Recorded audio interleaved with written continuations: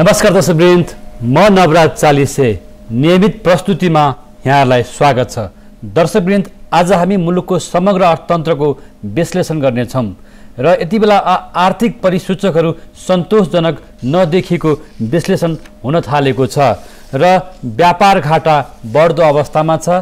आयात उच्च दरले बढेको छ, निर्यात बढ्न सकिरहेको छैन, विदेशी मुद्रा सञ्चिति घटेको छ र विकास खर्च बढ्न सकिरहेको छैन। विकास खर्च निराशाजनक अवस्थामा छ। किन हरेक सरकारको विकास खर्च बढ्न सकिरहेको छैन? विकास निर्माणले गति पाउन सकिरहेको छैन।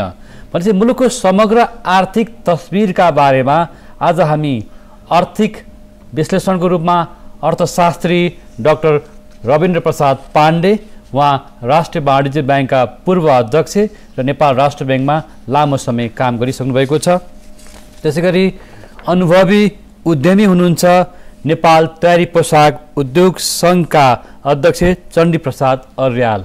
यहाँहरू दुवैजनालाई स्वागत छ। धन्यवाद खबराजी। दर्शकवृन्द, सबैभन्दा अगाडि यति बेला हामीले मुलुकको अर्थतन्त्रको बारेमा एउटा रिपोर्ट सामग्री पनि तयार पारेका छौँ र पछिल्लो अवस्थामा शोधनान्तर घाटा बढिरहेको अवस्था छ। यो राष्ट्र ब्याङ्कले नै देखाएको हो र मुलुकबाट बाहिरिने रकम निरन्तर बढिरहेको छ, जसले व्यापार घाटा बढ्नुको साथै प्रत्यक्ष वैदेशिक लगानीले शोधनान्तर स्थितिमा पनि चाप पर्न गएको हो र पछिल्लो वर्षमा आयात उच्च दरले बढ्नुको साथै अहिले नेपालीहरू विदेश जाने, अध्ययनमा, रोजगारीमा र विभिन्न कारणले जाने क्रम पनि बढेको छ, जसले गर्दा विदेशी मुद्रा बाहिरिएकोले पनि शोधनान्तरमा दबाव पुगेको कुरा राष्ट्र ब्याङ्कले उल्लेख गरेको छ र पछिल्लो आर्थिक प्रतिवेदन अनुसार पनि मुलुकको अर्थतन्त्र अब कता जाँदैछ भनेर आज हामी स्वतन्त्र विश्लेषण गर्ने प्रयास गर्नेछौँ, जसमा नेपाल राष्ट्र ब्याङ्कमा काम गर्नुभएका एकजना अर्थशास्त्री हुनुहुन्छ र निजी क्षेत्रबाट उद्योगी व्यवसायको आँखाबाट र अर्थशास्त्रीको आँखाबाट यति बेला मुलुकको अर्थतन्त्रको विश्लेषण गर्ने आज हाम्रो प्रयास हुनेछ। सबैभन्दा अगाडि हामीले तयार पारेको यो शोधनान्तर घाटा सम्बन्धी एउटा रिपोर्ट सामग्री। पछिल्लो समयमा मुलुकको शोधनान्तर घाटा बढ्दो छ। बढ्दो उपभोग प्रवृत्तिले वस्तु तथा सेवा आयातको अनुपातमा पनि वृद्धि भएको हो। वस्तु तथा सेवाको कारोबार र पुँजी ट्रान्सफरमा आयभन्दा व्यय बढी हुँदा नेपालको चालु खाता र समग्र शोधनान्तर अवस्था घाटामा पुगेको हो। चालु आर्थिक वर्षको मङ्सिर महिनासम्ममा मुलुकको शोधनान्तर घाटा 57 अर्ब 33 करोड पुगेको छ।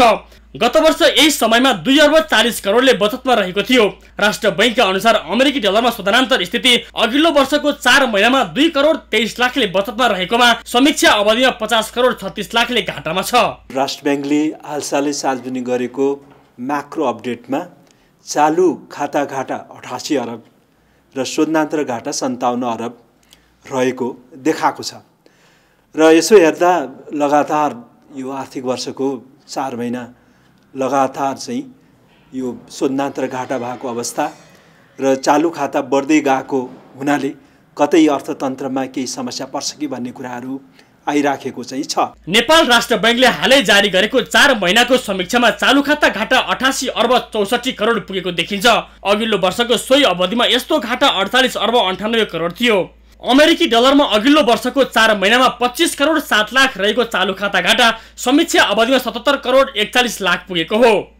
4 महिनामा मुलुकको अर्थतन्त्र 4 महिनाको शोधनान्तर घाटा 57 अर्ब 33 करोड, चालु खाता घाटा 88 अर्ब 64 करोड, आयातको वृद्धि दर 35.8%, निर्यातको वृद्धि दर 11%, विप्रेषण आप्रवाह 36.4% वृद्धि, सरकारको नगद प्रवाहमा आधारित कुल खर्च 17.5% वृद्धि, राजस्व सङ्कलन 30.5% वृद्धि, बैंक तथा वित्तीय संस्थाको निक्षेप सङ्कलन 3.6% वृद्धि। समीक्षा अवधिमा नगद प्रवाहमा आधारित सरकारको वित्त स्थिति 51 अर्ब 1 करोडले बचतमा रहेको छ भने अघिल्लो वर्षको सोही अवधिमा यस्तो बचत 32 अर्ब 15 करोड रहेको थियो। आयात चाहिँ उच्च दरले वृद्धि भएको चाहिँ देखिन्छ।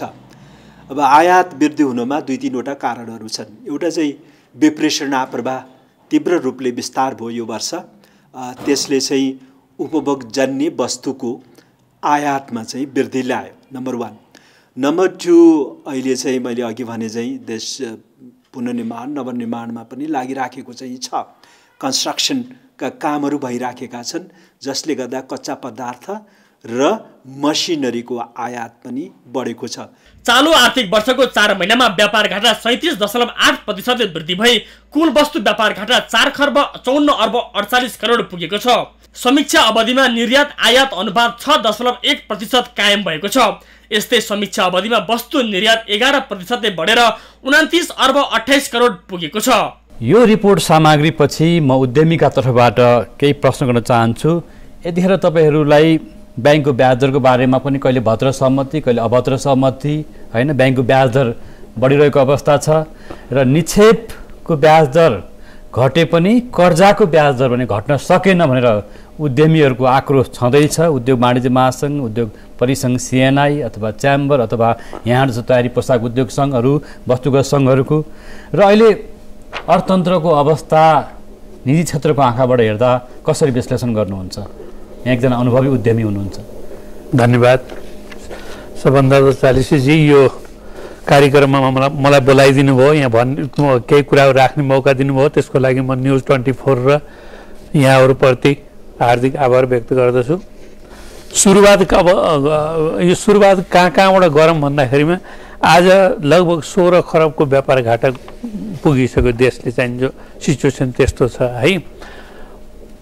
ब्याङ्कहरूसँग पैसाका कुरा गर्ने भनेदेखि लगानीको कुरा गर्ने भनेदेखि उहाँसँग आज एउटा एग्रिमेन्ट गरियो। उद्योग बेसिकली उद्योग व्यवसाय कसरी चल्छ जस्तो लाग्छ भनेदेखि उद्योग व्यवसायसँग एउटा आज एग्रिमेन्ट गरेको त्यसलाई निरन्तर हुन्छ, त्यसको स्थायित्व हुनुपर्छ। नत्र भनेदेखि उद्योग व्यवसायले आफ्नो एउटा चाहिँ जो कार्यक्रम बनाएको हुन्छ, मैले ब्याङ्कसँग यो यतिमा मैले ऋण लिँदैछु, यति मेरो लगानी हुन्छ, यति मैले प्रफिट कमाउँछु, यति यो गर्छु भनेर त्यो काम गरेको हुन्छ 40 ब्याङ्क के अरे उद्योगपतिहरूले।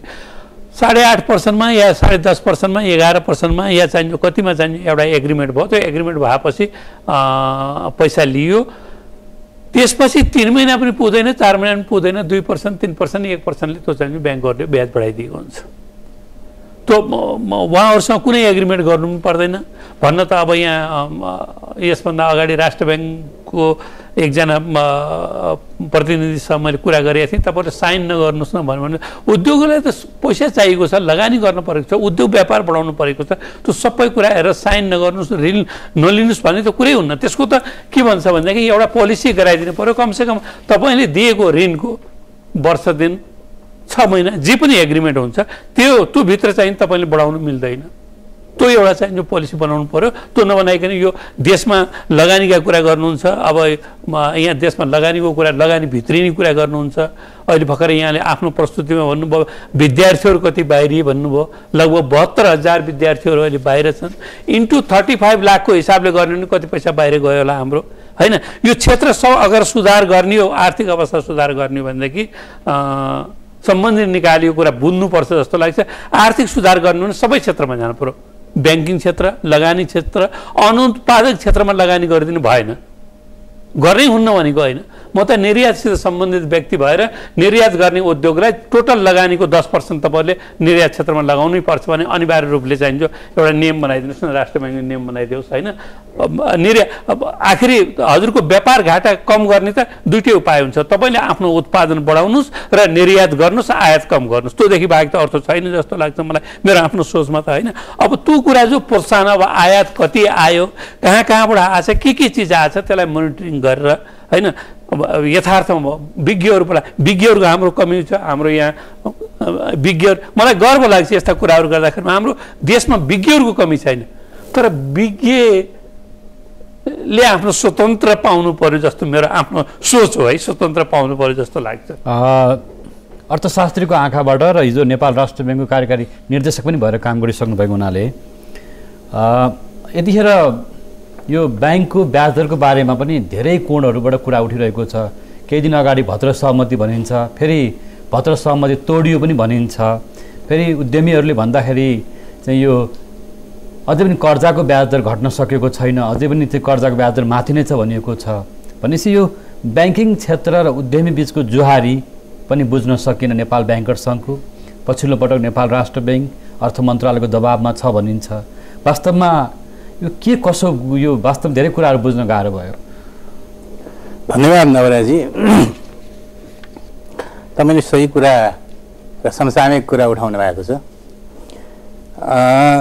कस्तो हुन्छ भने हामीहरूले भर्खरै निस्केको मोनिटरी सर्वे जुन नेपाल राष्ट्र ब्याङ्कले निकाल्छ त्यसलाई अध्ययन गर्ने हो भने पनि के देखिन्छ त भन्दाखेरि प्राइभेट सेक्टरले ऋण लिएको transfer to the private sector भन्ने जुन भनिन्छ त्यो न्यून छ, करिब 8-9% को हाराहारीमा मात्रै छ। हेर्नुहोस्, देश विकास गर्ने जब राष्ट्र चाहिँ बजारमुखी अर्थतन्त्रमा जान्छ नि, बजारमुखी अर्थतन्त्र भनेको के हो त भन्दा सरकारले नै सबै चिज कन्ट्रोल गर्ने होइन, सरकारले नै सबै उद्यमहरू चलाउने होइन, सरकारले नै सबै चिज आयमूलक कामहरू गर्ने होइन। त्यो भनेको के त भन्दा प्राइभेट सेक्टरका मानिसहरूले, इन्भेस्टर्सहरूले, बिजनेसम्यानहरूले काम गर्ने हो अनि उनीहरूबाट लिएको उपजमा चाहिँ ट्याक्स रेभिन्यू लगाउने हो र सरकारले त्यसरी रेभिन्यू कलेक्सन गर्ने हो। अब प्राइभेट सेक्टरले कहाँ गएर कसरी लगानी गर्ने त भन्दाखेरि उनीहरूले पहिला हेर्ने त ब्याङ्कमै हो नि। अब भन्नुहोस् न 13-14% को डिपोजिट जुन पुग्यो केही दिन अगाडि हामी सबैलाई थाहा छ, अनि त्यसमा करिब 5% को चाहिँ ऊ लगायो भने पनि, सिलिङ लगायो भने पनि होइन, जुन राष्ट्र ब्याङ्कले दिएको छ स्प्रेड रेट भनेर, त्यो लगायो भने पनि तपाईँको के 13-5-18%, 18% मिनिमममा त ब्याङ्कहरूले दिन पर्यो। अनि जसले बिजनेस गर्छ, जसले उद्योग व्यापार गर्छ, उद्योगीकै कुरा गरौँ ले गर्छ, उनीहरूको त कस्ट अफ प्रडक्सन राख्नु पर्यो र केही मार्जिनल रूपमा भए पनि आफ्नो प्रफिट राख्नु पर्यो। गर्दाखेरि 20-21% को इन्ट्रेस्ट रेटको मार कसलाई पर्छ त भन्दाखेरि आम जनतालाई पर्न जान्छ, इकोनोमीमा पर्न जान्छ। एउटा कुरो त्यो हामीले हेर्नुपर्छ। अहिले भर्खर हाम्रो मित्र चण्डी सरले भन्नुभयो निर्यातका कुराहरू ल्याउनु भयो नि, त्यो अहम कुरो हो। देशमा रेभिन्यू कमाउने भनेको चाहिँ एकदम आयात गरेर मात्र होइन, आयातित वस्तुबाट ट्याक्स उठाएर रेभिन्यू बढाउने कुरा होइन, त्यो एभर लास्टिङ पनि होइन, त्यसले चाहिँ इकोनोमिक ग्रोथ बढाउँदा पनि बढाउँदैन। निर्यातलाई नै प्रोत्साहन गर्नुपर्छ, इम्पोर्ट सब्स्टिट्युसन गर्न सक्ने खालका इन्डस्ट्रियल ग्रोथ चाहिँ यो देशमा हुनु अत्यन्त जरुरी भइसक्यो, ढिलै भइसक्यो। बिजनेस फर्म्सहरू, इन्डस्ट्रीहरू स्थापना गर्नुपर्छ, त्यसको लागि वातावरण चाहियो, इन्फ्रास्ट्रक्चर चाहियो। वातावरण भनेको सडक बनाउने मात्रै, इलेक्ट्रिसिटी बनाउने, तिनीहरू मेजर हुन् इन्फ्रास्ट्रक्चरका कुराहरू, तर क्लाइमेट सेटिङ अर्को मुख्य चाहिँ चिज हो जुन। तर अब हाम्रो यहाँले पनि अघि भन्नुभयो निजी क्षेत्र पनि हामी कहाँ इमान्दार देखिएन कि निजी क्षेत्र उद्योगको नाममा ट्रेडिङमा मौलाइरहेको छ अथवा पुँजी पलायन गरिरहेको छ, क्यापिटल फ्लाइट गरिरहेको छ। हाम्रो देशको निजी क्षेत्र पनि त्यो खालको इमान्दार देखिएन नि। उद्योग धन्दाको नाममा ऋण लिएका हुन्छन्, तर त्यो ऋण लिएको पुँजी अन्यत्र लगानी गरेको हिजो अस्तिको हामीले रिपोर्टहरू पनि थाहा पायौँ, जुन चाहिँ भनौँ न घर जग्गामा, हाउजिङमा, रियल इस्टेटमा चाहिँ उहाँहरूले धेरै कर्जा प्रवाह गर्नुभयो। उद्योगको नाममा लोन लिनुभयो तर रियल इस्टेटमा कर्जा लगानी गर्नुभएको गर्नु भएन। जस्तो म उहाँलाई नै गर्छु, तपाईँलाई नै प्रश्न गरेँ, जस्तो तपाईँहरूले उद्योगको नाममा लिनुभयो ऋण अथवा के भनाइ आइरहेको छ भने अर्थ मन्त्रालयको पनि हाम्रो निजी क्षेत्र पनि इमान्दार हुन सकेन। निजी क्षेत्रका उद्योगी व्यवसायीहरूले पनि लगानी मैत्री वातावरणको माग गर्छन् तर कर छली गर्छन् होइन, र अझै पनि भन्सार छली गर्छन्, भ्याट छली गर्छन् भन्ने आँखा सरकारको पनि छ। आज हामी सरकारको दृष्टिकोणबाट नै हेरौँ, राजस्व छली भइरहेको छ, कर छली भइरहेको छ। निजी क्षेत्र पनि कहाँ त्यस्तो अनुशासित छ र हामी छ र? तर हामी आज हाम्रो निजी क्षेत्र ट्रेडिङमा रमाएको छ। आज आयात गर्दा सरकारलाई पनि राजस्व बढेको छ, यहाँहरूलाई पनि बिजनेस फाइदा भएको छ भने हामी किन उद्योग गर्ने? उद्योग त आज बन्द गर्नु भएको छ यहाँहरूले। आज तयारी पोसाकको उद्योगको अवस्था हेर्नुहोस् न, गलैँचा हेर्नुहोस्, कार्पेट हेर्नुहोस्, हस्तकला हेर्नुहोस्। यहाँहरू उद्योग धन्दा चाहिँ बन्द गरेर ट्रेडिङमा, आयात निर्यातको व्यापारमा फाइदा छ, सरकारलाई पनि राजस्व त्यहीँबाट बढिरहेको छ, तर यस्तो खालको प्रवृत्तिलाई अर्थविश्लेषकहरूले पनि केही कुरा भनेको पाइँदैन। के हो त अवस्था? सबभन्दा पहिले धन्यवाद हजुरले जुन प्रश्नहरू राख्नुभयो, म त्यसको एकदम जवाब दिने कोसिस गर्छु। ब्याङ्कसँग जुवारी उद्योगपतिको हुन्छ भनेर भन्नुभयो, त्यो जुवारी हुँदै हुन्न। किनभनेदेखि ब्याङ्कले त उद्योगपतिहरूले ब्याङ्कसँग लोन लिने हो, जुवारी गर्ने बित्तिकै उहाँहरूले पैसा दिनुहुन्न, हामी त्यसै तल पर्छौँ, नम्बर 1। नम्बर 2 कुरा, उद्योगको नाउँमा ऋण लिएर ट्रेडिङमा चाहिन्छ त ट्रेडिङ गर्नुहुन्छ भन्ने कुराहरू यहाँले गर्नुभयो। यसको मतलब त सक्षम रहन्छ नि त ब्याङ्क त। यहाँले गर्नु भएको छैन होला, तर आम प्रवृत्ति छ नि। एकदम मलाई आरोप लगाएको होइन, यो समग्रको कुरा हो। त्यो खालको प्रवृत्ति त त्यो छ होइन। म एउटा कुरा म हजुरलाई भने बिन्ती गरेँ, मैले मेरो कुरा गर्छु, मैले अरूको कुरा किन गर्ने। मैले नेपाल के अरे ब्याङ्कसँग 10 लाख रुपियाँ लोन लिएँ, एक्जाम्पलको लागि 10 लाख रुपियाँ लोन लिएँ मैले मेरो आफ्नो उद्योगको नाममा। मैले ट्रेडिङमा लगाएको छु भनेदेखि त्यो ब्याङ्कै असक्षम होइन। जसले लगानी दियो त्यो उद्योगको नाउँमा त्यसले मोनिटरिङ गर्नुपर्ने उसको कर्तव्य होइन। र अर्को कुरा नवराजी, यो मैले 10 चोटि भनिसके गरेँ, कसैले केही गरेको छ भनेदेखि त्यो नेपाल सरकारको कानुन अन्तर्गत त्यो चाहिन्छ सजायको भागीदारी हुन्छ, त्यसमा हामीले सहयोग गर्छौँ होइन। त्यस्तो कहीँ छ भनेदेखि, तर समग्रलाई लिएर आएर समग्रलाई एउटा बास्केटमा राखिदिनु भएन भने मेरो एउटा निवेदन 1 नम्बर। दोस्रो नम्बर, अहिले भर्खरै हाम्रो डाक्टर साहब भनिसक्नुभयो, 3-4वटा कुराहरू हामीले जबसम्म गर्दैनौँ नि यसमा तलै जानुपर्छ। अहिले म डाक्टर साहबसँग म सहमत छु, यसलाई ग्राउन्डमा गरे। एउटा कुरामा आयो त, ब्याङ्कहरूसँग तपाईँको असहमति छ भने, हिजो उहाँ ब्याङ्कर्स पनि हुनुहुन्छ, राष्ट्रिय वाणिज्य ब्याङ्कको अध्यक्ष पनि भएर काम गर्नुभयो। म यहाँनिर एउटा शब्द सापटिन चाहन्छु कि पूर्व गभर्नर दिपेन्द्र बहादुर छेत्रीले ब्याङ्कहरू आधुनिक साउ महाजन भए, आधुनिक साउ महाजन काम गरेका छन्। त्यो निजी ब्याङ्क पनि हुनसक्छ, सरकारी ब्याङ्क पनि हुनसक्छ। ब्याङ्कहरूले बढी नाफा खाए, ब्याङ्कको ब्यालेन्स सिटमा त्यो देखिन्छ भनेर उहाँले पूर्व गभर्नरले भन्नुभएको शब्दलाई मैले हाम्रै कार्यक्रममा, हामीसँगैको कार्यक्रममा उहाँले बताउनु भएको र ब्याङ्कहरू आधुनिक साउ महाजन भए भन्ने कुरा छ भनेपछि यो ब्याङ्कर सङ्घसँग भएको अस्तिको भद्र सहमति हो कि अभद्र सहमति हो, त्यो विषयमा तपाईँले बाहिरबाट त हेर्नु भएको होला, अलिकति भनिदिनुहोस् न। ब्याङ्कहरूले जस्तो उहाँले कतिको जस्तो उहाँहरूले पनि के भन्नुहुन्छ भन्दाखेरि उद्यमीलाई अत्यन्तै दबाब छ चाहिँ, जति बेला पनि एसएमएस आउँछ ब्याङ्कको ब्याज दर बढ्यो, भोलि बिहानदेखि 14 पुग्यो, 15 पुग्यो, 16 पुग्यो, कि त्यो खालको एसएमएस आइरहेको छ अहिले पनि? होइन, त्यो एसएमएस त अहिले यहाँ तपाईँलाई मैले त्यसको प्रुफ दिनै पर्दैन नि, हामीसँग डिटेलहरू छ नि त। अब 10%मा 8 एक्जाम्पलको लागि 10.5% कुरा भन्नु नि, हिजो एसएमएस वाले नै पठाउनु भएको थियो। 14.5% 14.5 तपाईँको मैले त्यो अहिले भनेको कुराहरू म अलिकति क्लियर गर्न चाहन्छु। असहमति, हामीले ब्याङ्कसँग असहमति गर्ने बाटै छैन क्या चालिसजी। मैले सबभन्दा ठुलो कुरा के भयो भन्दाखेरि हामीले ऋण लिने हो, तपाईँले मलाई दिने हो, मैले तपाईँसँग लिने हो। तपाईँसँग मैले केही कुरा बाजेँ भनेदेखि त मैले त्यही पनि जे पाएको छु मैले त्यो पनि पाउन्न। अर्को चिज, जसले त्यो पैसा लिएर अब अरू कामहरू व्यवसायहरू गरेको छ, अरू व्यवसायहरू गरेको छ, त्यो मोनिटरिङ गर्ने मेरो काम होइन। त्यो कमसेकम हेर्नु, मेरो संस्थामा मेरो काम राष्ट्र ब्याङ्क हो। सुन्नु न, मैले हजुरले औद्योगिक धन्दा जुन कामहरू भएको छ, ल हामी ल तपाईँहरू यो गर्न पर्यो भने भनिदिनुहोस् न आज मलाई। हामीले ऋण लियौँ 10%मा एक्जाम्पलको लागि, त्यो बढेर 15-17% भयो। हामी त क्यालकुलेसन गर्छौँ एउटा प्रोडक्ट बनाउनलाई, यसलाई चाहिन्छ 20 रुपियाँ पर्दो रहेछ, मैले ब्याङ्कलाई यति तिर्छु, मेरो लगानी यति हुन्छ, मैले यो सबै कुरा खर्च गरेर मैले यति कमाउँछु भन्ने हुन्छ।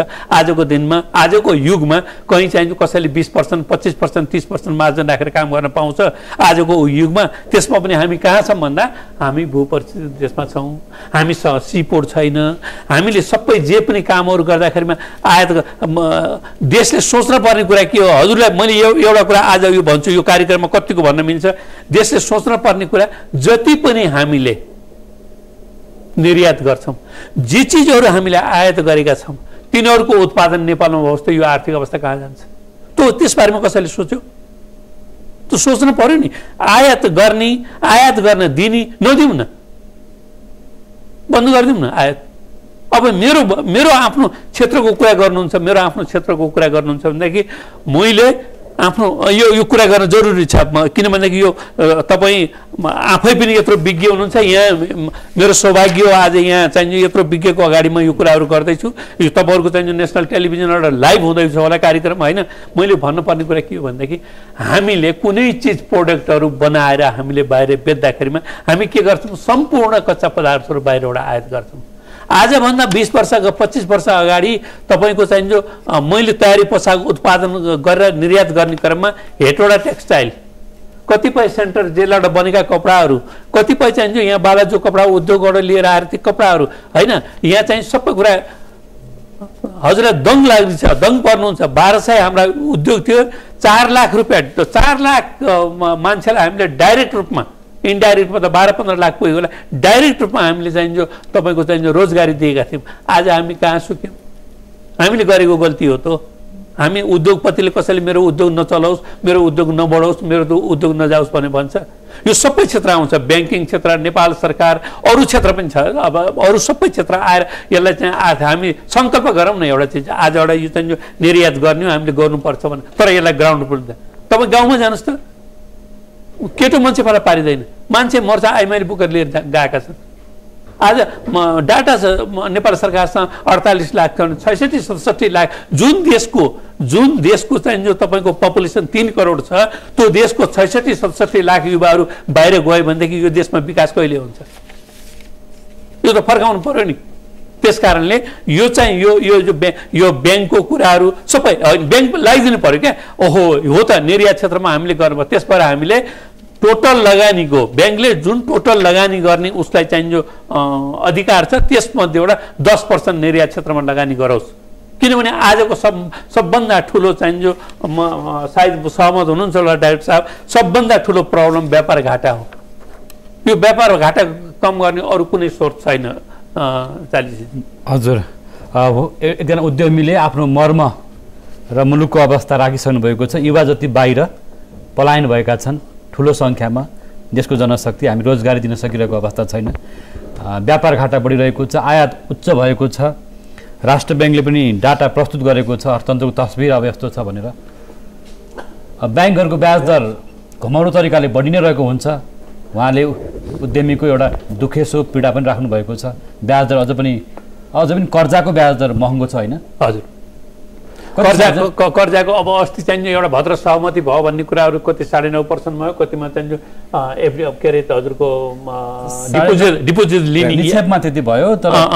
कर्जाको कुरो त अब दिनियो भन्ने कुरा भाषा भन्ने कुरा छ त अहिलेसम्म त भाषा नै जस्तो लाग्छ मलाई त आजसम्मको मितिमा त आज पेपरले लेखेको थियो 1 नम्बर 1%ले केही हुने होला पनि केही पनि रविन्द्र सर अलिकति ब्याङ्क भित्रको केही कुराहरू पनि बाहिर ल्याउन मिल्छ भन्ने मिलाइलो अलि उहाँको अगाडि ल्याइदिनुहोस् सही कतिपय कुराहरू कसरी बुझ्नुपर्छ भने जुन अहिले तपाईँले भन्नु पूर्व गभर्नर साहब देवेन्द्र बहादुर छेत्रीको उद्गार त्यो म के ठान्छु भने उहाँको व्यक्तिगत उद्गार हो है सबै फाइनेन्सियल इन्स्टिट्युसन त्यो रूपमा छैनन् एउटा कुरा प्रष्ट छ भाइ अब अर्को कुरो के त भन्दाखेरि कर्जा चाहिँ डाइभर्सिफाई भयो भन्ने कुराको जोडदार तपाईँले उठाउनुभयो कर्जा पहिला पनि डाइभर्सिफाई भएको हो व्यापारीहरूले उद्यमीहरूले लिएका हुन् र त्यसलाई बाहिर डाइभर्सिफाई भएको हो त्यस्ता कुरामा राष्ट्र ब्याङ्कले चुस्त र दुरुस्त तरिकाले नियन्त्रण गरिआएका कथाहरू धेरै जस्तो छन् कहिलेकाहीँ आउटलायरको रूपमा त्यो एस्केप भएको हुन सक्दछ त्यो छैन भनेर म भन्दिनँ तर के भने सुपरभिजन मोनिटरिङ चुस्त भयो भने त्यो कुरालाई कन्ट्रोलमा ल्याउन सकिन्छ उहाँले अहिले भन्नुभयो हाम्रो चण्डीजीले गर न हामीले त डाइभर्सिफाई गरेका छैन सबैलाई एउटै डामाडोल बास्केटमा राख्न मिल्ला अर्को कुरो ब्याङ्कमा कस्तो देखिन्छन् भने ब्याङ्कका ऋणीहरू प्राइभेट सेक्टरमा कस्तो हुन्छ विलफुल डिफल्टर र नन विलफुल डिफल्टरहरू छन् ब्याङ्कले नीति बनाउने कसलाई त भन्दाखेरि दुवै थरीका डिफल्टर चाहिँ बनाउने विलफुल डिफल्टर्स एक्जिस्ट हुनै हुँदैन तिनीहरूलाई कानुनी कारबाहीमा लगेको पनि छ कतिपय नियतवश कर्जा नतिर्ने वा कर्जा तिर्न नसक्ने व्यक्तिहरूको लागि पहिचान हुन जरुरी छ पहिचान अवश्य नै हुन जरुरी छ नि त त्यसको लागि हामी लोन रिस्ट्रक्चर गर्न सक्छौँ, जुन पास्टमा विगतमा राष्ट्र ब्याङ्कले गरिरहेका पनि छन्। तर म यो विषयमा यहाँसँग जोड्छु, हिजो सरकारी स्वामित्वका ब्याङ्कहरू राष्ट्रिय वाणिज्य ब्याङ्क, कृषि ब्याङ्क र नेपाल ब्याङ्क लिमिटेडमै यस्तो खालको नियतवश कर्जा नतिर्ने ऋणीहरू, उद्यमीहरू, यहाँले भनेको भाषा प्राइभेट सेक्टरको व्यक्तिहरू बढी छन् भनिन्छ। यहाँ आफै पनि बसेर आउनुभयो त्यहाँ। मैले वाणिज्य ब्याङ्कमा बढी छन्, उसमा ब्याङ्क छन् भनेर कुनै इन्स्टिट्युसनमा भने होइन, मैले जेनरल अर्थतन्त्रमा त्यस्ता छन्। वाणिज्य ब्याङ्ककै कुरा गर्नुहुन्छ भने मैले त्यो वाणिज्य ब्याङ्कमा 28 महिनाको सम्म नेतृत्व गरेँ है।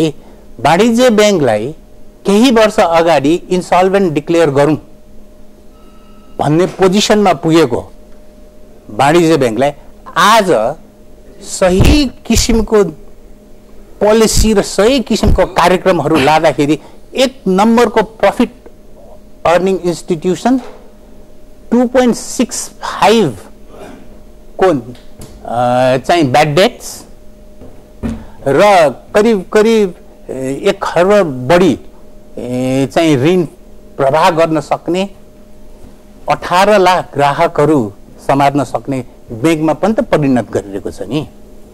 त्यहाँ सबै चाहिँ ब्याड डेट होल्डर्सहरू मात्रै भएको भए त त्यो हुन्थ्यो नि, त्यहाँ राम्रा मान्छे, राम्रा सेक्टरहरू पनि छन् नि। वाणिज्य ब्याङ्कमा प्राइभेट सेक्टरको पहुँच बढी नै छ नि।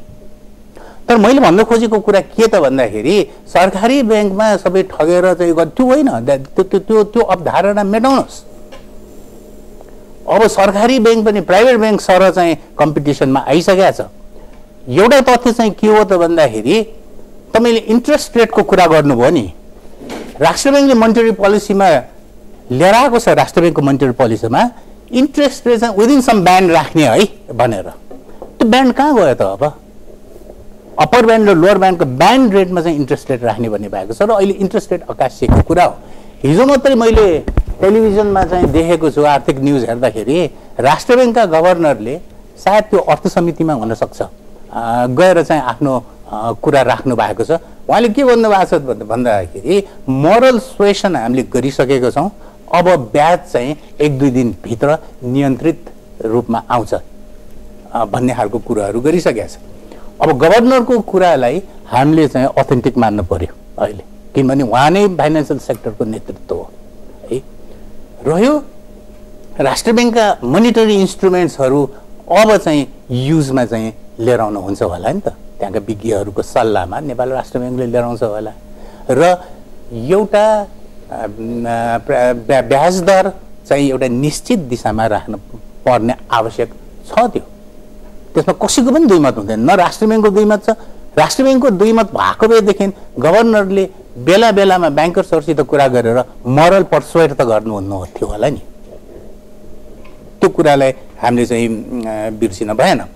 अब रह्यो कुरा के त भन्दाखेरि अफकोर्स त्यसमा दुई मात्रै छैन। चण्डीजीले भन्नुभएको कुरा म यो कुरा म राष्ट्र ब्याङ्कमा एक्जिक्युटिभ डाइरेक्टर वा अध्यक्ष वाणिज्य ब्याङ्कको हुँदाखेरि पनि जहिले पनि के भने ब्याङ्कहरू प्राइभेट सेक्टर फ्रेन्डली हुनुपर्छ है भन्ने अवधारणा राख्ने मान्छे हुँ।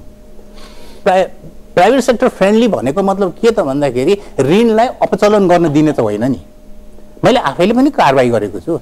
कतिपय चाहिँ उद्योगी व्यापारीहरू हुनुहुन्छ, आदरणीय हुनुहुन्छ, उहाँहरू देशका अर्थतन्त्रको विकासका खम्बाहरू हुनुहुन्छ। तर उहाँले लोन डाइभर्सिफाई गर्यो भने त त्यसको लागि त उपयुक्त एक्सन त राष्ट्र ब्याङ्कले लिएको छ नि। फर इक्जाम्पल म तपाईँलाई भन्छु नि, केही वर्ष अगाडि कुनै एउटा ब्याङ्क चाहिँ बिग्रेको थियो, त्यसलाई इन्सल्भेन्ट घोषणा गर्ने भन्ने खालको कुरो थियो, प्राइभेट सेक्टरको ब्याङ्क। त्यहाँ राष्ट्र ब्याङ्कले नियन्त्रण, मै चाहिँ राष्ट्र ब्याङ्कको सुपरभिजनमा नेतृत्व गर्दाखेरि त्यो ब्याङ्कलाई चाहिँ त्यो ब्याङ्कको चाहिँलाई इन्सल्भेन्ट घोषित नगरिकन त्यो बेलामा थर्ड लार्जेस्ट डिपोजिटको दृष्टिले थर्ड लार्जेस्ट ब्याङ्क थियो, नगरिकन राष्ट्र ब्याङ्कले म्यानेजमेन्ट लिएर त्यो ब्याङ्कलाई सुधार गर्दा अहिले त्यो ब्याङ्कले त्यसका सेयर होल्डर्सहरूलाई, प्रमोटर्सहरू, सेयर होल्डर्सहरूलाई चाहिँ बोनस, सेयर, डिभिडेन्ड आदि इत्यादि दिन सक्षम भयो। प्रपर चाहिँ तपाईँको चाहिँ नियम सही तरिकाले गरेर प्रपर चाहिँ पोलिसी चाहिँ इन्जेक्ट गर्यो भने हुँदो रहेछ नि। रह्यो यहाँ कुरा उठेको निर्यातको कुरा, आयात चाहिँ होइन निर्यातको कुरा। त मैले अहिले पनि के भनिसकेँ भने हाम्रो देशको अर्थतन्त्र आयातमुखी हुन भएन। हेर्नुहोस्, करिब 25 वर्ष अगाडि हामी बङ्गलादेशमा चामल एक्सपोर्ट गर्थ्यौँ। यो सबै जग जाहेर छ, तथ्याङ्कले देखाउँछ, स्थितिले देखाउँछ। अहिले हामी चामल पनि इम्पोर्ट गर्छौँ। किन त भन्दाखेरि हामीहरूले इम्पोर्ट सब्स्टिट्युट गर्नुपर्छ है भन्ने पोलिसी दुरुस्त रूपमा अवलम्बन गर्न नसकेको हो कि जस्तो पनि कता कता मलाई लाग्छ। देशको अर्थतन्त्र बढ्ने अहिलेको सरकारले 8% को ग्रोथ एन्भिसेज गरेको छ। त्यो 8% को ग्रोथ प्राप्ति गर्नको लागि आयात गरेर मात्रै हुँदैन। अहिलेको रेभिन्यू उठाउने आयातबाट मात्रै हुँदैन।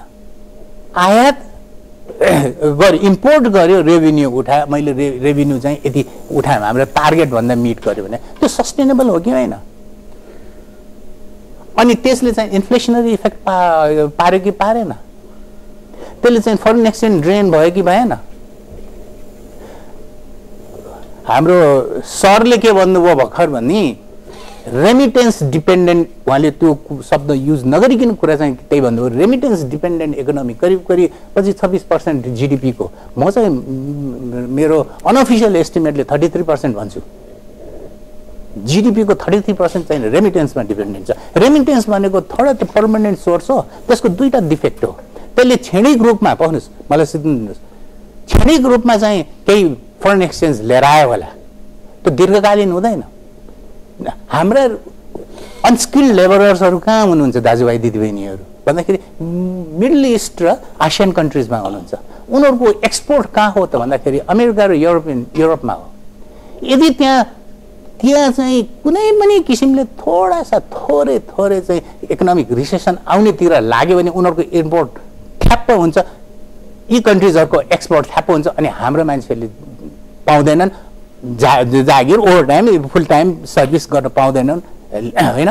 त्यो भइसकेपछि के भयो त भन्दाखेरि रेमिटेन्सको रेट स्लो हुन्छ। अहिले रेमिटेन्स चाहिँ बढ्यो भन्ने खालको कुराहरू आउँछ नि, अलिकतिले बढ्या छ कम्पेरिटिभली।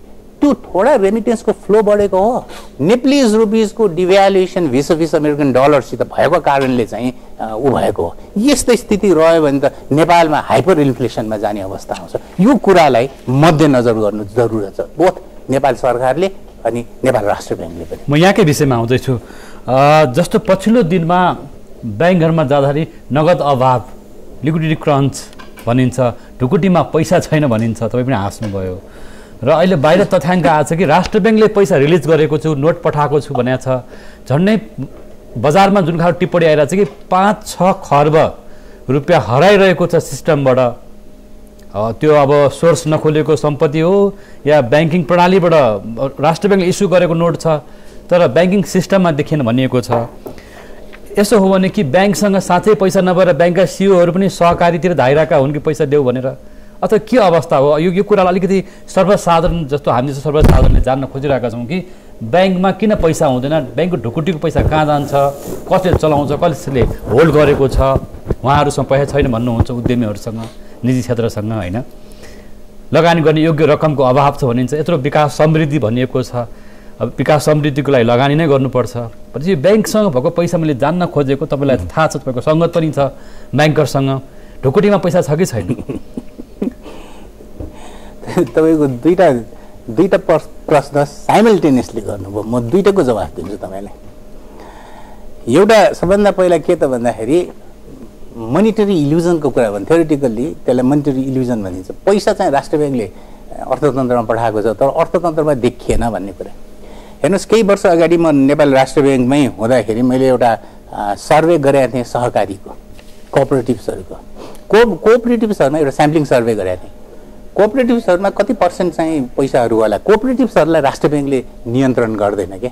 कोअपरेटिभ्सहरूमा रहेको पैसा राष्ट्र ब्याङ्कको ढुकुटीमा आउँदैन। यदि कोअपरेटिभ्सले फाइनेन्सियल इन्स्टिट्युसनमा राख्यो भने चाहिँ आउँछ, होइन उनीहरूले आफैले राख्यो भने त्यो आउँदैन। त्यस कारणले कोअपरेटिभ्सहरूको चाहिँ सर्वे गर्दाखेरि त्यो बेला के देखाएको थियो भने अराउन्ड 25% अफ द लिक्विडिटी, जुन तरलता अर्थतन्त्रमा हुन्छ नि, त्यो राष्ट्र ब्याङ्कले हरेक हप्ता लिक्विडिटी मोनिटरिङ फ्रेमवर्क चाहिँ बनाएर हेरेको हुन्छ है। 25% चाहिँ त्यतातिर पनि गएको देखिन्छ। अनि अनइन्फर्म सोर्सेसहरूबाट पैसा चाहिँ 90 रुपियाँ बिस्तारै सिपेज भएको भन्ने पनि छ। त्यो कुन मात्रामा छ भन्ने कसैले अध्ययन गरेका छैन, कसैले चाहिँ अफिसियल्ली बोल्न पनि सक्दैन है। त्यो पैसा कहाँ गयो भन्ने कुरालाई सिपेज भएका अलिकति मात्र पैसा है अनुमान मात्रै गर्ने हो। त्यस कारणले अफिसियल्ली मैले के पनि भन्न सक्दिनँ त्यो चाहिँ, किनभने अफिसियल डाटा पनि छैन, अफिसियल्ली रेकर्ड पनि छैन।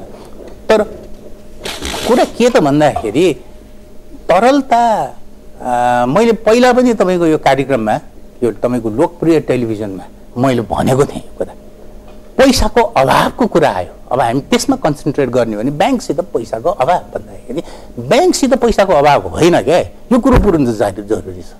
ब्याङ्कसित पैसाको अभाव, यो 2 वर्ष अगाडिदेखि जुन किसिमको रोग लागिरहेको छ यो फाइनेन्सियल सिस्टममा, त्यो रोग कम्प्लिटली निको भएको छैन।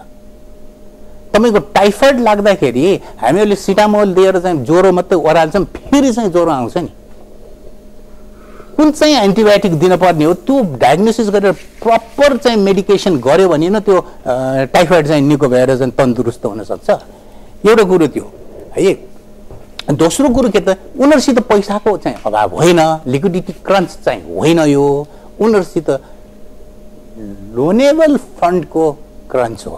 त्यो भनेको सर्वसाधारणलाई बुझ्न गाह्रो भयो। क्रेडिट फ्लोको उनीहरूसित पैसा छ, त्यो पैसा दिन सक्दैनन्, त्यो पैसा उनीहरूले दिन सक्दैनन्।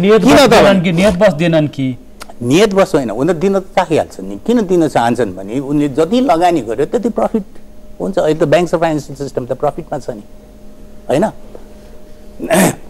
अब लोनेबल फन्ड्स भने के त भन्दाखेरि उनीहरूले दिन सक्ने, खर्च गर्न सक्ने वा क्रेडिट फ्लो गर्न सक्ने वा लोन दिन सक्ने जे भन्नुहोस्, जुनसुकै शब्द युज गर्नुहोस्, फन्डको चाहिँ अभाव देखियो। किन त भन्दाखेरि उनीहरू सिडी रेसियोमा टाइट भएर बस्नु पर्यो। अहिले मात्रै मेरा ब्याङ्कका साथीहरूसित मैले कुरा गरेका थिएँ केही दिन अगाडि, हिजो अस्तिको कुरा गर्दाखेरि सिडी रेसियो त हाम्रो 79.8 पुगिसक्यो, अब चलाउन सकिँदैन। फेरि चाहिँ अर्धवार्षिक आउँदैछ नि, चाहिँ क्लोजिङ आउँदैछ नि, प्रफिट त देखिन पर्यो होइन। एउटा त्यो कुरा। दोस्रो कुरो के त भन्दाखेरि 80% को सिडी रेसियो राष्ट्रिय ब्याङ्कले आफ्नो मोनिटरी पोलिसीमा प्रशस्त लिक्विडिटी बजारमा जाओस् ताकि माग अनुसारको आपूर्ति गर्न सकोस् भनेर उसले 2टा पोलिसी चाहिँ अलि धेरै वर्षपछि त्यसले चाहिँ डाउनवर्ड रिभिजन गर्यो। एउटा चाहिँ सीआरआर रेट 0.5% ले घटाइदियो, बेसिस पोइन्टले घटाइदियो। अर्को चाहिँ ब्याङ्क रेटलाई 7 मा राखिरहेको 6.5 ले घटाइदियो, हो कि हैन। भनेपछि सीआरआरबाट यति अर्ब रुपियाँ आउँछ अर्थतन्त्रमा र त्यो कुपन रेटबाट, ब्याङ्क रेटबाट घटाएको कारणले उनीहरूले अलि सस्तोमा लिन पाउँछन् र त्यसले चाहिँ ब्याज दर चाहिँ नियन्त्रण हुन्छ है। र यतातिर डिपोजिट चाहिँ बढ्छ। डिपोजिट बढिसकेपछि के हुन्छ भने सिडी रेसियो स्वात्त खर्च भन्ने खालको एङ्गलबाट मात्रै हेर्यो। सपोज त्यो बेलामा अलिकति क्रेडिट डिपोजिट रेसियो चाहिँ अलिकति मात्रै लुज गरिदिएको भएदेखि ब्याङ्कहरूले बढी लेभरेज पाउँथे कि, एउटा त्यो कुरा।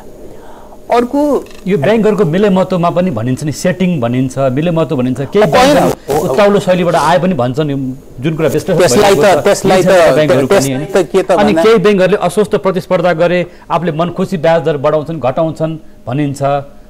त्यही त भन्दैछु म, पोलिसीले चाहिँ अलिकति ब्याज दर नियन्त्रण गर्ने पोलिसी चाहिँ ठिक ठाउँमा आउन सकेको छैन भने मैले करिडरको कुरा गर्दाखेरि। दोस्रो कुरो के त भने अर्को एउटा प्रश्न मैले यहाँ यो कतिको सान्दर्भिक हुन्छ। ब्याङ्कमा सञ्चालक बोर्ड अफ डाइरेक्टर बसेकाहरूले घुमौरो तरिकाबाट आफ्नै उद्योग व्यवसायमा लगानी गर्छन्।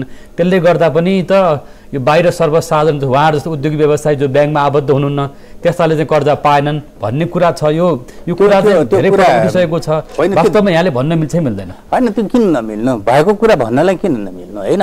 त्यो कुरा धेरै अगाडिदेखि आएको कुरा हो, त्यसलाई कनेक्टिङ लेन्डिङ भनिन्छ। कनेक्टिङ लेन्डिङ अनि त्यो प्र्याक्टिसमा छ नेपालमा? त्यो प्र्याक्टिसमा थियो र हामीले नियन्त्रण गर्नु। त्यही भएर अहिले मैले एउटा इक्जाम्पल दिने, कनेक्टिङ लेन्डिङ भनेका ब्याङ्कका सञ्चालकले आफ्नो उद्योग सञ्चालकले मात्रै नभनु, मैले मेरो ब्याङ्कबाट प्रमोटर प्रोप्राइटरहरूले मैले मेरो ब्याङ्कबाट लोन लिन मिल्दैन है, त्यो त थाहा छ नि। अनि मैले उहाँको ब्याङ्कबाट त लिन मिल्छ नि। एउटा मैले उहाँको ब्याङ्कबाट लिन्छु, उहाँले मेरो ब्याङ्कबाट लिनुहुन्छ, एउटा कुरो त्यो। अर्को कुरो चाहिँ मैले मेरो नाममा राख्दिनँ, मैले मेरा मित्रहरूको नाममा फर्म दर्ता गर्छु। अनि मेरो मित्रले त लिन पाउँछ नि, अनि त्यो पैसा चाहिँ मैले खर्च गर्छु। मैले हेर्नुहोस् यस्ता कुराहरू नरहेका होइन। 39 एउटा व्यक्तिको नाममा एउटा व्यक्तिको नाम नभनी एउटा व्यक्तिले 39 वटा यस्ता चाहिँ फर्म्सहरू दर्ता गरेर कनेक्टिङ लेन्डिङ भएको कारण पत्ता लागेपछि न त्यो ब्याङ्कलाई झ्याप समातेर लिएर चाहिँ उनीहरूको सेयरलाई चाहिँ मिनिमाइज गरेको हो। तर कथा चाहिँ के त भन्दाखेरि यो कुरालाई जेनरलाइज गर्न मिल्दैन। अहिले चण्डीजीले भन्नुभयो जस्तै व्यापारीहरू स्वस्थ प्रतिस्पर्धामा पनि छन्, फेयर कम्पिटिसनमा पनि। तर कनेक्टिङ लेन्डिङ त डर लाग्दो रहेछ नि त, यहाँले जुन कथा भन्नुभयो त्यही डर लाग्दो भएर त राष्ट्र ब्याङ्कले चाहिँ नियम चाहिँ राखेर कन्ट्रोलमा लियो नि, नभए त छोडिहाल्थ्यो नि। आफ्नो कन्ट्रोलमा लिएर ब्याङ्कलाई ठाउँमा ल्याइदिएर अहिले मैले भने न त्यो ब्याङ्क चाहिँ प्रफिट अर्निङ ब्याङ्क भइसक्यो। जनताको हामीले तपाईँको प्रश्नको मनसाय मैले के बुझ्छु भने त्यो ब्याङ्कलाई चाहिँ बरु लिक्विडेट गरिदिएको भए हुन्थ्यो, त्यो ब्याङ्कलाई चाहिँ खतम पारिदिएको भए हुन्थ्यो भन्ने कुरो छ नि। त्यसरी हेरिँदैन अर्थतन्त्रमा। अर्थतन्त्रमा हामीहरूले म्याक्रो लेभलबाट हेर्नुपर्छ। हेर्नुहोस् एउटा ब्याङ्क बिगार्नाले होल फाइनेन्सियल सिस्टममा उहाँहरू जस्तो व्यक्तिको चाहिँ विश्वास घट्छ। ब्याङ्कको कथा व्यथा र बाध्यता तपाईँ सुनाइहाल्नुभयो। कनेक्टिङ लेन्डिङ हुँदो रहेछ भने 39 वटा फर्म समेत दर्ता भएर एउटा व्यक्तिले आफ्नो साथीभाइका मित्रको नाममा लगानी गरेको, ब्याङ्क डुबाएको र एउटा ब्याङ्कबाट अर्को ब्याङ्कमा लिने र एउटा ब्याङ्कको सञ्चालक अर्को ब्याङ्कमा लिने अनि आफ्नो ब्याङ्कबाट पैसा नलिने र पेपर चाहिँ क्लियर छ तर कारोबार चाहिँ अदृश्य छ भनौँ न। उद्यमीहरूलाई नि यो व्यथाले त छोडा छैन भनेपछि यस्तो प्र्याक्टिस त रहेछ नि त। होइन मैले अहिले भने नि यस्तो प्र्याक्टिस भएको त कमसेकम हेर्न पर्यो, सम्बन्धित निकायले कारवाही गर्ने अधिकार त हामीसित छैन, हामीले गर्न त मिल्दैन। यस्तो कुराहरू छ कहीँ भनेदेखि त गरिहाल्नु पर्यो, छ पनि त्यस्तो कुराहरू। एउटा अर्को चिज यो अहिले हाम्रो डाइरेक्टर साहबसँग यो कुराहरू सुनिरहेको डाक्टर पाण्डेल जुन कुराहरू उठाउनु भयो त्यसको लागि म हृदयदेखि यहाँप्रति त आभार व्यक्त गर्छु। यो कस्तो अर्थतन्त्र भयो भनेदेखि मेरो एकजना मित्र हुन्छ यसो हाँसो गफ गर्ने बेलामा उहाँले के भन्नुभयो भने उहाँ अलिक गाडी साडी नयाँ चढेर हिँड्ने। मैले सोधेँ यार तिमी त एकदम धनी भएछौ, आजकल गाडी साडी चढेर हिँड्छौ, नयाँ टिपटाप छ भन्दाखेरि कसरी कमाऊ यार पैसा मलाई पनि भन न भने मैले यसरी सोद्धाखेरि उहाँले एउटा इक्जाम्पल दिनुभयो। यो तिमीलाई थाहा छैन भने छैन भने एउटासँग 100 लियो सम्झनुहोस्, एउटासँग 1000 लियो, अर्कासँग 2000 लिएर अब उसलाई 1000 तिर्यो 1000 नाफा भयो भनेर भन्थ्यो कि जस्तै यस्तै गर्दै जानुहोस् त कति हुन्छ भनेर भन्थ्यो। अब त्यो यो अर्थतन्त्र उद्यमीको ब्याङ्कसँग रोग यस्तै हो होइन। अब त्यो होला मैले अब छ छैन भन्ने कुरा म त त्यो आधिकारिक व्यक्ति पनि होइन, मैले त भन्न पनि मिल्दैन। अब त्यो होला कसैसँग गरेको अब मैले अहिले भने नि एउटा बास्केटमा हालेर नतौल्नुहोस्। जसले गलत काम गरेको छ, देशलाई हानि गरेको छ, जसले देशलाई दुःख दिएको छ होइन, देशलाई त्यो दुःख दिने काम हो नि त्यो दिएको छ भनेदेखि त्यसलाई एउटासँग केही असहमति छ अरे राष्ट्र ब्याङ्कले कुरा भन्नुहुन्छ नि उद्यमीले यस्तो आक्रोश अझै महँगो छ होइन त्यो कुरा त भन्ने मैले दुईवटा कुरा गर्छु। भर्खर डाक्टर साहब भन्नुभयो 2046 सालसम्म हामीले खाद्य पदार्थ, उहाँले चामलको कुरा गर्नुभयो, खाद्य पदार्थ निर्यात गरेर हामीले खान्थ्यौँ। आज हामीले कतिको आयात गर्छौँ यहाँसँग डाटा छ। त्यो किन भयो? हाम्रो पपुलेसन बढ्यो भनेदेखि 68-70 लाख बाहिर छ, त्यसले खानु पर्यो नि खाद्य पदार्थ। हाम्रो उब्जनी घट्यो भनेदेखि कहाँ घट्यो भने त्यो ग्राउन्ड वर्कमा जानु पर्यो भन्ने कुरा मेरो त्यो मात्रै निवेदन हो। यो अरू कार्यक्रममा अझ यस्ता कुराहरू त कति छन् कति छैन भन्नुपर्ने कुरा।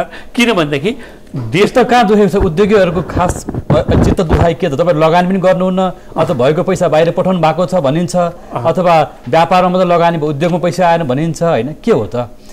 मैले एउटा कुरा जाने म अर्थविज्ञ पनि होइन चालिसीजी, मैले अर्थ सम्बन्धी त्यत्रो कुरा पनि जान्दिनँ। मैले एउटा प्रोडक्ट बनाउँछु, मैले एउटा सिधा एक्जाम्पल दिन्छु। एउटा प्रोडक्ट बनाउँछु त्यसको खरिद कस्ट 50 रुपियाँ पर्छ, त्यहाँबाट चाहिँ त्यसलाई बनाउँदा अर्को 50 रुपियाँ लाग्छ, त्यहाँबाट यताउति सबै कुरा गर्दाखेरि अर्को 20 रुपियाँ लाग्छ। मैले 150 मा बेच्छु, 150 मा बेच्छु। मैले के सोध्छु भनेदेखि मैले देशलाई 30 रुपियाँ कमाएर दिएँ भनेर सोध्छु। म त्यो मात्रै जान्दछु, त्यसमा केही तलमाथि छ भनेदेखि डाक्टर साहबले मलाई अलिक प्रश्न पारिदिनु होला होइन। मैले त्यो सोध्छु, त्यो गर्ने हो। मलाई त यो ब्याङ्कहरूले निर्यात गर्ने उद्योग, सम्पूर्ण उद्योग, यो उद्योग मैले त निर्यातको कुरा गरेँ, म आफ्नो निर्यातको क्षेत्रमा सम्पूर्ण उद्योगीहरूलाई बोलाएर तपाईँहरूले उद्योग गर्दाखेरिमा के प्रब्लमहरू पर्छ भने ब्याङ्कहरू पनि सोधिदियोस् न। ब्याङ्क पनि त हाम्रै हो नि होइन, यहीँको नागरिक हुन्। यो देश तलमाथि पर्यो, यसले डुबान गर्यो, देश चाहियो ऋणमा डुब्यो भने त ब्याङ्कहरू पनि कहाँ हुन्छ? म फल्ना देशको भन्दाखेरि यति ऋण डुब्यो देश हो भनेर भन्छ नि त। कमसेकम तिनीहरू पनि बोलाएर यो कुरा गरिदिउँ न। हामीसँग यस्ता कुराहरू धेरै छन् नि, हामी गलत हुन सक्छौँ। म कत्रो चाहिँ पर्फेक्ट 100% करेक्ट छु भने मैले भन्छु, हामी गलत भए पनि हामीलाई करेक्ट गरिदिनुहोस्। तर तपाईँहरू करेक्ट हुनुहुन्न भने करेक्ट गरिदिनुहोस् भन्ने मेरो निवेदन हो। यो निवेदन चाहिँ गर्नुपर्छ। अब 2002 मा 2001 मा चाहिँ हामीले 38 करोड डलरको एक्सपोर्ट गरेका छौँ हाम्रो क्षेत्रले मात्रै होइन। आज त 38 अरब हुन्थ्यो, हामी 6 अरबमा घुमिया छ भन्दाखेरि हामी कहाँ छौँ? तपाईँले आफैले मूल्याङ्कन गर्नुहोस्। अब सम्बन्धित व्यक्तिहरूले मूल्याङ्कन गरिदिनु होला। र मेरो निवेदन छ, 10औँले जोडेर निवेदन छ, सम्बन्धित निकायले यो कुराहरू सोचेर उद्योगहरू बचाएर यो देशको यो उद्योगहरू बचाउन, यसको आवश्यक पर्ने कच्चा पदार्थहरूको पूर्वाधारहरू यहीँ तयार गर्न अर्कासँग किन माग्ने?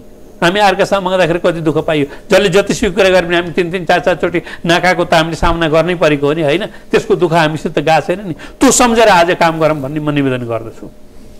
अब हामी बिदा मागौँ। अन्त्यमा के भन्नुहुन्छ एकै शब्दमा? निकास के त?